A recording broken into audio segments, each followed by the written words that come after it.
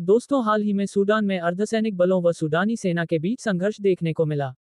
यह संघर्ष इतना अधिक हो चुका है कि इसमें 60 से अधिक लोगों की मौत हो चुकी है और मरने वालों में एक भारतीय भी शामिल है। आइए हम इस वीडियो में जानते हैं कि यह संघर्ष किनके बीच है। दरअसल सूडान का ये संकट सैन्य सत्ता में दो प्रमुख गुटों के बीच संघर्ष व तनाव का नतीजा है। एक तरफ सूडानी सैन्य बल है, जो सूडान के शासन की बागडोर संभाले हुए राष्ट्रपति अब्देल फतह अल बुरहान के वफादार है। तो दूसरी तरफ रैपिड सपोर्ट फोर्सेस यानी आरएसएफ नामक अर्धसैनिक बल है, जो जनरल मोहम्मद हमदान डगलो के साथ है। दोस्तों, इस संघर्ष को समझने के लिए सूडान में इस संकट की पृष्ठभूमि को समझना बेहद आवश्यक है। दरअसल इस संघर्ष के पूरे बैकग्राउंड को समझे तो पता चलता है कि इस पूरे संघर्ष की शुरुआत होती है अप्रैल 2019 के सूडानी सरकार के तख्तापलट से। अप्रैल 2019 में सूडान के राष्ट्रपति उमर अल बशीर की सरकार को गिरा दिया गया था। अल बशीर एक सत्तावादी राष्ट्रपति थे। उन पर सूडान में लोकतंत्र को कमजोर करने और सत्तावादी हथकंडों द्वारा लोकतांत्रिक मूल्यों को नष्ट करने के आरोप हमेशा लगते रहे हैं। सूडानी राष्ट्रपति उमर अल बशीर वर्ष 1993 से 2019 तक सूडान के राष्ट्रपति रहे।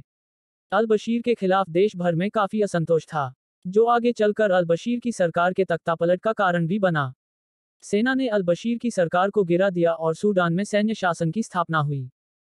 अब सूडान में सरकार का तख्तापलट तो हो चुका था, लेकिन तख्तापलट के बाद भी सूडान में सरकार के गठन की मांग और लोकतांत्रिक तरीके से चुनाव कराने की मांग जारी रहती है। और यही मांग आगे चलकर तेज हो जाती है और एक नागरिक सरकार के गठन की मांग जोर पकड़ लेती है। इस मांग के कारण सैन्य सरकार और नागरिकों के नेताओं के बीच में एक समझौता होता है। अब यह समझौता बहुत महत्वपूर्ण था। आइए समझते हैं इस समझौते को। जैसा कि मैंने बताया, जनता व सेना के मध्य एक समझौता होता है।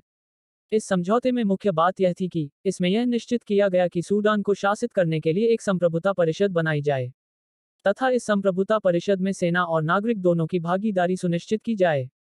कहा जा सकता है कि यह संप्रभुता परिषद सेना व नागरिकों के मध्य शक्ति साझा करने का एक मंच था। इसी समझौते में यह निर्णय भी लिया गया कि अब्दुल्ला हमदोक को सूडान का नया प्रधानमंत्री बनाया जाए और जब तक सूडान में नए चुनाव नहीं हो जाते तब तक यह कार्यवाहक प्रधानमंत्री के रूप में कार्यभार ग्रहण करे। अंततः समझौते पर सहमति बनी और अब्दुल्ला हमदोक को प्रधानमंत्री बनाया गया और आगामी चुनाव जुलाई 2023 में कराने का निर्णय लिया गया। लेकिन सूडान में ये व्यवस्था भी लंबे समय तक टिक ही नहीं पाई। अक्टूबर 2021 में ही सेना ने एक बार फिर सरकार का तख्तापलट कर उसे गिरा दिया और सैन्य शासन को स्थापित कर दिया।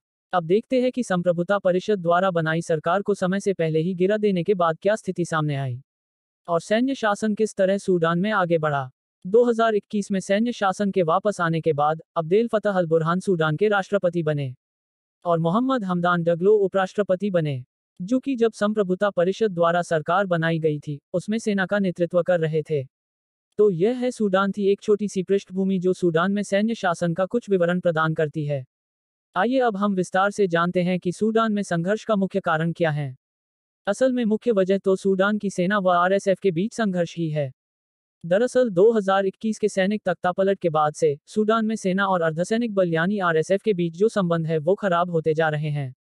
आइए एक बार पहले आरएसएफ को संक्षिप्त में समझने का प्रयास करते हैं। आरएसएफ यानी कि रैपिड सपोर्ट फोर्सेस, जिसकी स्थापना सूडान के पूर्व राष्ट्रपति अल बशीर ने अपने खिलाफ खड़े होने वाले विद्रोहियों को कुचलने के लिए की थी।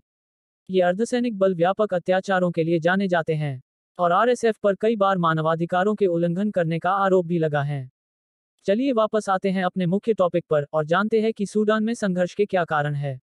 जैसा कि पहले बताया गया है कि सूडान में दो बड़े प्रमुख नेता हैं। एक है अब्देल फतह अल बुरहान, जिन्हें सूडान का राष्ट्रपति बनाया गया था तथा ये सेना के प्रमुख है। दूसरे बड़े नेता है मोहम्मद हमदान डगलो, जिनके हाथ में आरएसएफ की कमान है। अब जानते हैं कि इन दोनों के बीच विवाद क्या है। विवाद यह है कि कुछ लंबे समय से सेना के भीतर आरएसएफ को सेना में शामिल करने की मांग चल रही है और यह मांग अपने आप में कई कारणों से महत्वपूर्ण भी है। दरअसल हर बार ये देखा गया है कि आरएसएफ का इस्तेमाल उन जगहों पर किया जाता है जहां सेना की जरूरत होती है। ऐसे में सेना को यह लगता है कि आरएसएफ सेना को रिप्लेस कर सकती है। आरएसएफ की तो स्थापना ही विद्रोह को कुचलने के लिए व तब के राष्ट्रपति अल बशीर की स्थिति को मजबूत बनाने के लिए की गई थी। अब ऐसे में कुछ लोगों का यह भी मानना है कि आरएसएफ नेता हमदान डगलो आगे चलकर राष्ट्रपति बुरहान को भी विस्थापित कर सकते हैं।